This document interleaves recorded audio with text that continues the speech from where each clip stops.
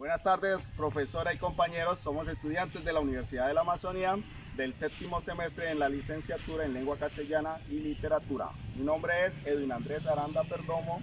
Mi nombre es Derli Tatiana Artonduaga Toledo. Y mi nombre es Jessica Alejandra Claros. En la tarde de hoy vamos a hacer un recorrido por la ciudad de Chichén Itzá.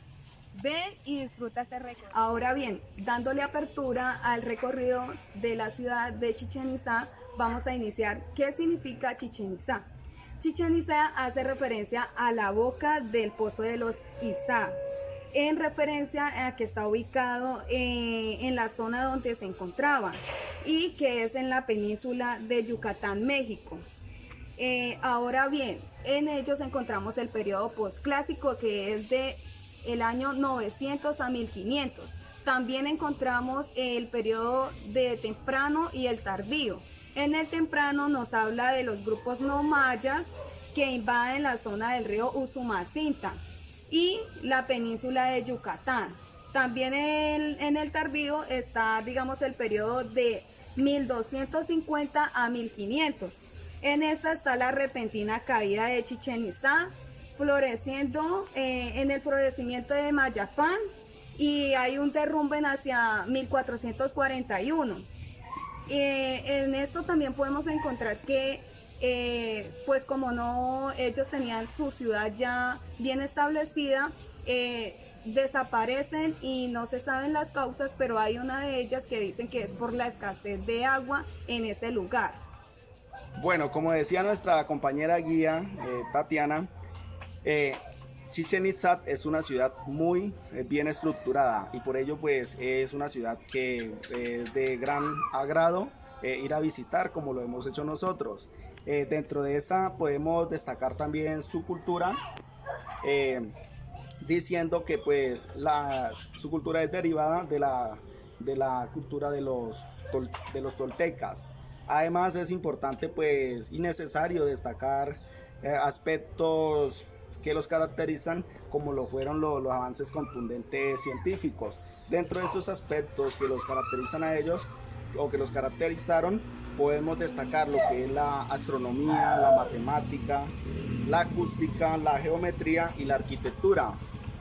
Teniendo en cuenta estos aspectos, según el estudio que se le ha hecho, ellos fueron muy cuidadosos y muy disciplinados al momento de desarrollar estos, lo que fue la arquitectura, la astronomía, porque en la obra de la pirámide tiene un muro que al inicio tiene la cabeza de la serpiente, y es lo que está aquí al final, la parte de arriba del muro, es el cuerpo de la serpiente. Pero ¿qué pasa allí?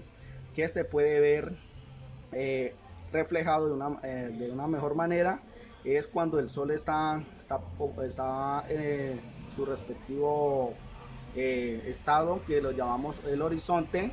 Entonces, ¿qué sucede? Que cuando le da sombra a uno de los ángulos de la estructura, va dando el reflejo donde está el muro, va dando un reflejo que es en figura de serpiente, el cual termina donde está la cabeza, y es algo que pues es un avance bien importante, porque para ese tiempo, según estudios de ahora, pues no cualquiera podría lograr eso. Entonces por eso es importante recalcar ese punto. Además que pues dentro de su cultura es algo que hay que destacar respecto al referente cultural para todos los mexicanos, ¿no? Porque es un símbolo de indígena nacional muy importante, lo que es la ciudad de Chichén Itzá. Ahora bien, iniciaremos nuestro recorrido por las principales edificaciones de la ciudad de Chichén Itzá. Aunque son más de 20 edificaciones, nuestro recorrido se centrará en las más importantes. Una de ellas es la pirámide de Kukulcán, o más conocida como el castillo. Esta edificación es importante ya que se afirma que esta pirámide es la representación del calendario civil maya. Esto debido a que cada escalón es un día del año, y dado a que tiene 4 lados, cada uno con 91 escalones, da un total de 364 escalones, que sumados a la plataforma suman un total de 365 escalones, que equivalen a los días del año solar. Los días 21 de los meses de marzo y septiembre y los 2 días anteriores y posteriores a este se da un fenómeno equinoccial llamado luz y sombra, el cual consiste en que en estos días el sol proyecta por el lado noroeste y hace que la sombra de la pirámide forme triángulos que conforman lentamente de arriba hacia abajo la silueta de una serpiente de 34 metros de largo que evoca al dios Kukulcán, que da la impresión de que desciende desde el cielo. Ahora pasaremos a la edificación del gran juego de la pelota. Este es importante porque tuvo un profundo significado religioso en la cultura maya, pues cuenta la historia que en esta cancha jugaron 2 equipos, de los cuales yace uno decapitado. ¿Qué pasó? Ahora visitaremos el observatorio. Esta edificación es una construcción que se le conoce como el caracol. ¿Por qué como el caracol? Por su forma de espiral, y es importante porque en esta edificación se observaban y estudiaban la trayectoria de Venus, es decir, los mayas hacían el estudio a este fenómeno. Ahora continuamos con el cenote sagrado. El cenote sagrado es un proceso natural que mide 60 centímetros. ¿Por qué un proceso natural? Porque es, por decirlo así, es como un hueco, un hoyo en la tierra que recoge agua de las aguas lluvias y entonces se ha formado como un pozo que tiene 60 centímetros de diámetro, y es importante porque de acuerdo a investigaciones iniciales se decía que los mayas sacrificaban doncellas, pero estudios posteriores han demostrado que han encontrado restos de niños, lo que nos muestra que no solo sacrificaban doncellas, sino niños también. Por último, y no menos importantes que los anteriores, encontramos el Templo de los Guerreros. Esta edificación es una de las más hermosas y mejor conservadas, ya que forma parte del llamado conjunto de las 1000 columnas. ¿Por qué su importancia? Porque en este lugar los guerreros exaltaban a su dios, y su ambientación, la ambientación de esta edificación está hecha por calaveras,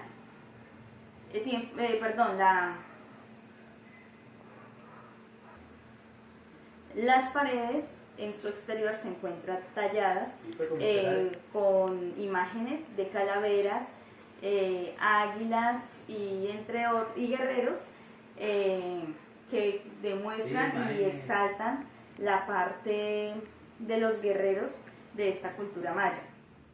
Dándole continuidad a lo que ha estado hablando nuestra compañera guía Jessica, de una de las edificaciones que queremos resaltar en este momento es el juego de la pelota. Esta cancha es el campo más antiguo, que fue construido hacia 1400 a.C.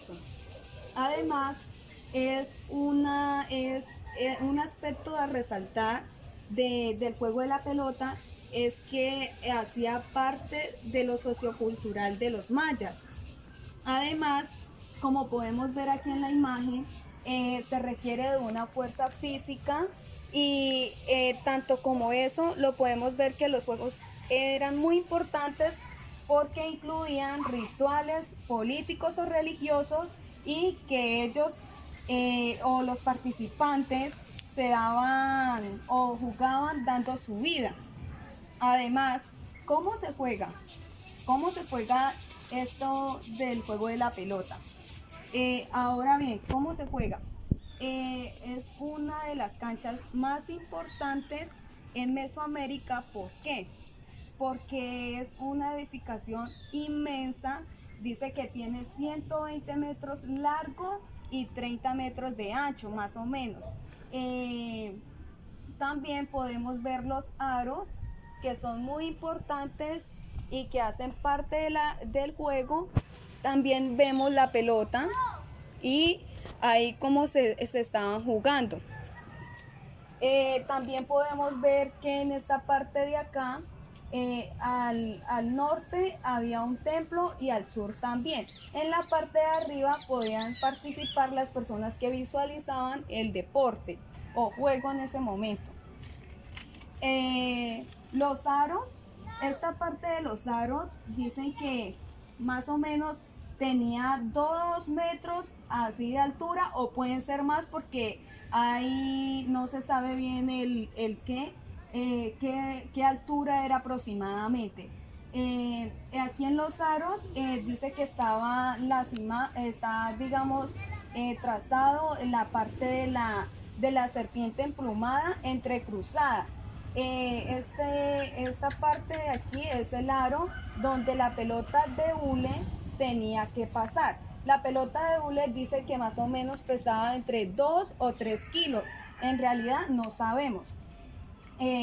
Para ello se requiere de esta cancha, de la pelota y de los participantes. También dice que la pelota, o sea, ya vienen unas normas o unas reglas, depende del juego, pues se ponían las reglas. Una de las reglas era que la pelota no podía tocar el suelo, sino que la pelota tenía que ser, digamos, respondida con los codos, con las caderas, con las rodillas y también podría ser con la cabeza. Ellos tenían que tener unos instrumentos o unos elementos con los cuales se pudieran proteger, ya que la pelota rebotaba entre estos dos costados y golpeaba fuertemente. Entonces dice que esos elementos estaban hechos a base de cuero de venado o de jaguar. Además, ellos siempre llevaban en su cabeza plumas que representaban su cultura. Ahora bien, la simbología de este juego. El juego de la pelota simbolizaba la pugna entre las fuerzas opuestas, entre el universo y la lucha entre el bien y el mal. También se dice que aquí se representa lo terrenal y la parte del inframundo, que luego nuestro compañero le van a estar explicando. Entonces, este juego de la pelota es muy importante, es algo que resalta mucho de acá de la ciudad de Chichén Itzá. Es muy hermoso resaltar estas partes que hacen parte de esta cultura. Bueno, otro aspecto muy importante que quiero señalar, y es para dejarles la curiosidad a ustedes que nos están mirando, es que acá en Chichén Itzá encontramos un mural muy importante que nos resalta un hecho significativo, en el cual se encuentra aquí un círculo y una cabecita allá, en el que hace referencia a la decapitación, simbolizando la fertilidad. La fertilidad, ¿por qué? Porque resulta que Hunhunapú fue decapitado, y al poner la cabeza sobre un árbol hizo fructificar ese árbol, ¿sí? ¿Qué pasó? En este hecho, pues él fue decapitado y su cabeza fue puesta en un árbol. Entonces por eso es muy importante, porque estos señores que se encuentran acá son los señores de Xibalbá, que luego nuestro compañero Andrés va a contar muy profundamente. No se quede con esa inquietud, siga mirando. Entonces, como les decía, que a través del sacrificio de Hunhunapú y Uqus-Hunapú surgen otros dos personajes, otra historia, es con el surgimiento de los gemelos Hunaput e Itzpalanque, los cuales son hijos de Hunapú con una muchacha Itzki. Por eso decíamos anteriormente que la cabeza fue instalada en el árbol y ahí comenzó a dar frutos. ¿Qué pasa? Que esta historia es contada a el papá de una muchacha llamada Itzki, es decir, una doncella. El señor se llamaba Chuchumaquit y él le cuenta la historia a su hija, a la doncella, de lo que había sucedido con estos dos hermanos. ¿Qué pasa? A ella le intriga la historia de querer saber, de querer ir allá a ese árbol y darse cuenta por sus propios medios de lo que su papá Chuchumaquit le había contado. Esto le causaba para ella demasiada curiosidad. ¿Qué sucede? Ella va al árbol, está ahí al pie cuando la cabeza de Hunhunaput le habla y le dice que por qué una doncella tan hermosa que si por ventura está ahí o por qué motivo. A lo que ella dice que sí, porque le parecen muy llamativos sus frutos. Entonces él le dice que se acerque a él, y ahí es cuando ella se acerca y él le lanza una saliva que le cae en su mano, le cae en la mano, e instantáneamente pues ella va a revisarse su mano. Según la historia que hemos podido encontrar, es en la mano derecha, ¿no? Y ella se va a ver y ya no tiene la saliva. ¿Qué sucede?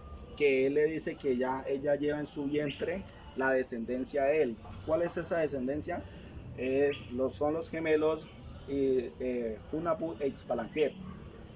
Entonces, ¿qué pasa? La muchacha se va a su casa, donde su papá, y transcurre un determinado tiempo, unos 6 meses, ya la muchacha se le empieza a notar que su vientre pues ya no va a ser de una doncella o de una muchacha que no ha conocido hombre, por decirlo así. Y el papá pues se percata de esa situación y le pregunta a ella, y ella le niega que pues no ha estado todavía con ningún varón. ¿Qué hace el señor? Va y reporta el caso ante los señores de Xibalbá, y Juncame y Bucucame lo que le dicen es que tienen que darle muerte a la doncella. ¿Por qué? Porque ha deshonrado a su padre y toda por decirlo, su linaje o algo así. Entonces él vuelve y le pregunta quién es el papá del hijo, y entonces ella dice que no ha estado con ningún hombre.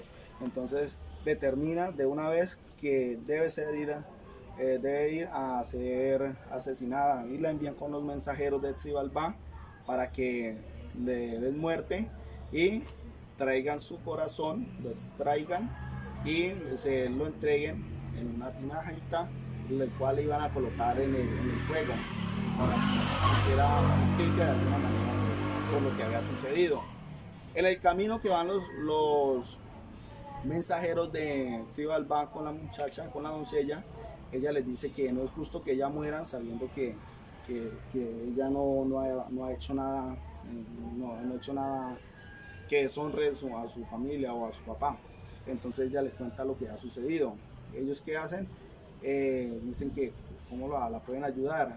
Entonces ella misma coge la savia de un árbol que es conocido como sangre de drago. Hacen la figura, sacan la savia y queda la figura como del corazón, y lo ponen en la tinajita, donde que han llevado para llevar el corazón si fuese sacrificada. Y se van, y lo que hacen los mensajeros es llevarla a la salida de Xibalbá, y para que ella huya. Ellos se van a dar parte de que ya han cumplido su misión. Pero ¿qué sucede? Llegan, dejan el corazón, ellos supuestamente hacen el ritual de colocar en el fuego, pero ellos sí sienten como un olor, una esencia extraña en la supuesta sangre del corazón de la doncella, y ellos de una vez huyen también, ante esta situación, los mensajeros. Entonces la doncella Itzkit llega a la tierra en busca de la mamá abuela, es decir, de la abuela de los que lleva en su vientre, y que pues es mamá de Hunhunaput y Bucucunaput. Llega donde ella, pero ¿qué sucede? Hunhunaput había dejado 2 niños con la mamá de él, porque su esposa ya había fallecido. Y entonces llega la doncella allá y ella se da a conocer ante la señora Itzmucané y es mal recibida, no le cree mucho la señora y por ello la trata de alguna manera mal, ¿no? Y la doncella tiene que demostrarle a la señora Itzmucané que realmente es lo que ella dice, que lleva en su vientre a los hijos de un Hunapú. Y entonces por eso la envían como decimos nosotros, a la maicera, pero a recoger frutos, a recoger el grano para la comida, porque ella le dice Itzmucané a Itzki, si usted realmente es la que dice ser la enviada, vaya y traiga lo de comer de todos nosotros. Y ella en su estado de gestación va y encuentra una sola matica de maíz, y ahí es cuando ella invoca al dios de la comida, del maíz, y él llega a ayudarle a ella y le hace llenar un matiri con harta mazorca de maíz, y ella lo lleva donde la señora Itzmucané. Y lo que hace la señora es algo curioso, porque se enoja con ella y le dice que le va a acabar la siembra, sabiendo que solo tiene una matica de maíz, y se va a mirar, y sí, mira ya la parte como donde habían tendido donde iban a empacar el maíz, y ve su matica todavía ahí, se devuelve y la acepta de que sí es verdad lo que ella dice, que lleva en su vientre 2 nietos de ella. Pero aún así, la doncella Itzki tiene que pasar diferentes situaciones difíciles, como fue quedarse por fuera de la casa, porque cuando nacieron los niños no los dejan entrar. Humbats y Chonchowen eran los hijos de Hunaput, los hijos mayores, y esos niños no le iban como muy bien con los otros 2 gemelos. Entonces, ¿qué pasaba? Hunaput e Itzbalanque se han convertido en buenos para la cerbatana, que era un instrumento para asesinar aves, y lo que hacían ellos era traer el alimento a sus hermanos mayores y a la abuela, y claramente para su madre, pero lo que hacían ellos era comer y no les dejaban nunca nada a esos 2 niños menores. El tiempo fue pasando, y fueron siendo pues claramente un poco más grandes, y lo que sucede es que ya un día ellos se cansan de que la abuela los rechaza y todo eso, y lo que hacen es llegar y no llevan los pájaros para la comida ni nada, y le dicen a la abuela que necesitan la ayuda de los hermanos mayores para poder ir y bajar unos pájaros que se han quedado en la parte alta de un árbol. Entonces ellos se van. Cuando están allá, el árbol empieza a moverse y a crecer de una manera extraña, y ya los niños mayores no se pueden bajar, y allí se convierten en monos.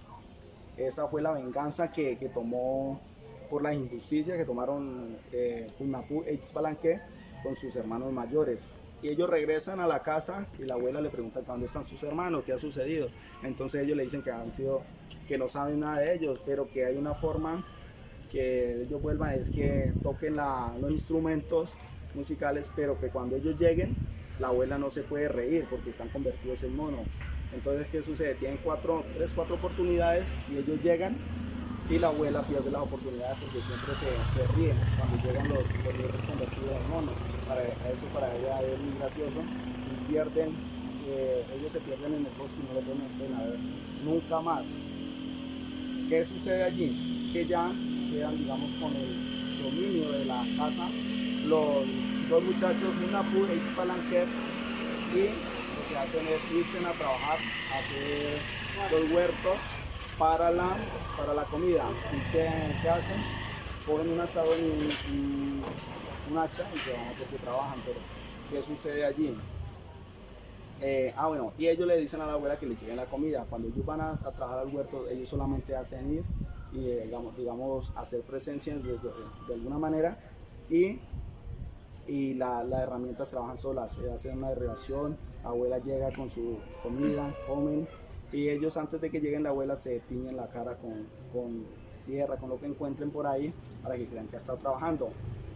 Entonces vuelven a su casa, al día siguiente vuelven a otra vez al trabajo y encuentran que otra vez está todo tal cual como si no hubieran pasado un hacha, un asadón por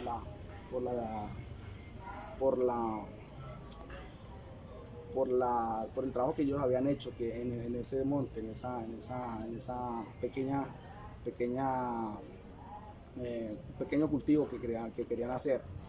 Entonces ellos se percatan de eso y se ponen a la defensiva de ver qué es lo que ha pasado. Pero ve que todos los animales se reúnen, pero así como para resumir, el ratón le cuenta a ellos que ellos tienen como un motivo para ir más allá de estar solamente ahí trabajando o sentados viendo cómo los árboles y todo se derribaba y eso. Y es cuando le cuentan lo de a dónde está ubicada la pelota y ahí es donde deciden contarle y se van a la casa y los niños mandan a la abuelita y a la mamá a traer agua en una tinaja que está rota para ellos poder bajar la pelota con la ayuda del ratón. Ellos se van para la cancha, aquí podemos ver, se van a jugar y ¿qué pasa? Que nuevamente los señores de Xibalbá se preguntan ¿quiénes son esos los que están haciendo tanto ruido allá en la tierra? ¿Quiénes son los que están haciendo tanto ruido que será Junapú y Junapú, pero pues no puede ser si ya están muertos? Los mandan a llamar a estos dos personajes, a estos dos gemelos y es el mismo caso, que lleven los instrumentos, la pelota para que jueguen y que para nuevamente tenderles una trampa. Pero ya esta cuestión se la va a contar nuestra compañera y guía Jessica acerca de la muerte, o la derrota que le hicieron estos gemelos a los señores de Xibalbá. Que debió pasar Junapú e Ixbalanque para derrotar a los señores de Xibalbá fueron diferentes. Una de ellas es cuando ellos recién bajan al inframundo y van a saludar, se percatan que es una persona de madera, entonces continúa y cuando están frente a los señores los saluda a cada uno por su nombre propio.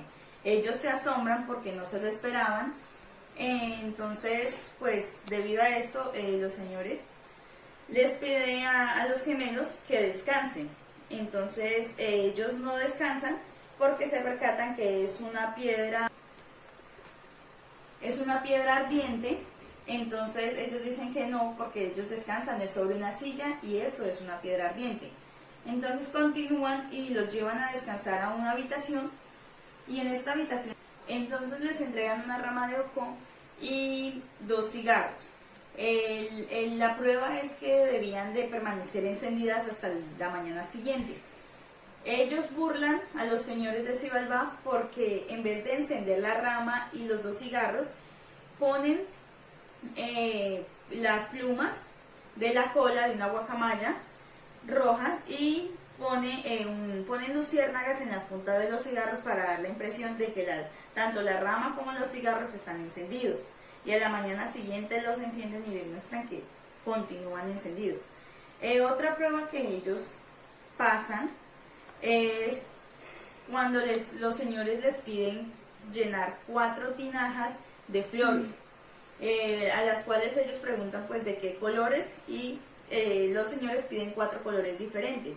Para pasar esta prueba, ellos van al lugar donde están las flores y se dan cuenta que hay guardias cuidándolas, entonces le piden a las hormigas que por favor corten por ellos las flores y efectivamente las hormigas cortan las flores y llenan las 4 tinajas. A la mañana siguiente les llevan las tinajas a los señores. Otra de las pruebas que ellos pasan es que ingresan al cuarto de las navajas y los señores esperaban que al ingresar ellos al cuarto fueran totalmente de una vez afectados y murieran, pero ellos antes de ingresar hablan con los cuchillos y las navajas y les dicen que toda la carne de los animales será de ellos para que no les haga daño. Entonces de esta manera ellos burlan nuevamente a los señores de Xibalbá. Logran pasar otra prueba, que es cuando ingresan al cuarto frío, y en este cuarto hacía demasiado frío, entonces lo que se esperaba era que ellos se congelaran y murieran de frío. Pero esta prueba la burlan, la pasan poniendo troncos viejos para disminuir el frío. Otra prueba que ellos logran pasar es cuando entran al cuarto de los murciélagos, y en esta habitación, en este cuarto, hay murciélagos revoloteando por todos lados, y los señores esperaban que fueran mordidos y arañados por esos animales para que murieran. Pero ellos se protegen, se meten en las cerbatanas, y de esta manera se protegen. Estando en esta situación, Hunahpu decide asomar su cabeza para ver si ya los murciélagos han dejado de revolotear, y en estas es decapitado, degollado. Entonces, Ixbalanque no se percata de lo sucedido, le habla a su hermano y lo toca. Cuando Ixbalanque saca su cabeza para ver si ya los murciélagos han dejado de revolotear, y efectivamente ha pasado, sale y se da cuenta de lo sucedido con su hermano. Entonces, para ellos poder pasar esta prueba, lo que hizo Ixbalanque fue como reconstruir la cabeza de su hermano con animales. Entonces lo que hace es que burla a los señores porque crea con los animales una cabeza humana y se la pone al cuerpo. Al día siguiente deben de realizar el juego de la pelota.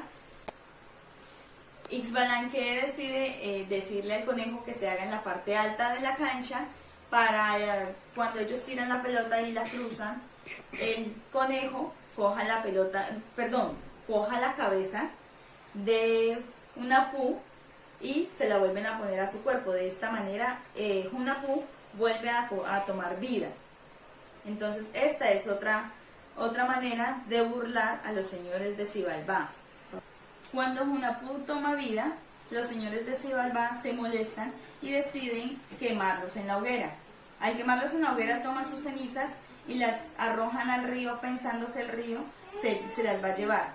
Entonces ellos creen que las cenizas se las lleva el río, pero en realidad quedan en el fondo, y al quedar en el fondo se vuelven a formar figuras de estos gemelos, pero con otro aspecto físico.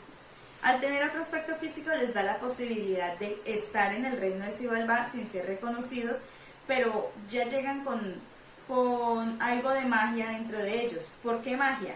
Porque hacen que los señores de Xibalbá tengan alucinaciones. ¿Como cuáles? Como que estos gemelos tienen la capacidad de matar personas, animales, destruir casas y volver a reconstruirlas. En el caso de los seres vivos, a volverlos a la vida, y en el caso de las cosas materiales, volver a reconstruirlas. Cuando los señores de Xibalbá ven esto, deciden tomar la iniciativa de decirles que hagan lo mismo con ellos, es decir, que los maten y los vuelvan a la vida. Pero como estos muchachos están en venganza, efectivamente los matan, mas no los devuelven a la vida. Entonces de esta manera los matan, y son ellos quienes se adueñan, toman el reino, se apropian de él, siendo ellos quienes, por decirlo así, reinan en el lugar. Esto ha sido todo por hoy. Espero que les haya gustado este recorrido histórico-cultural. No olviden venir a visitar la ciudad de Chichén Itzá.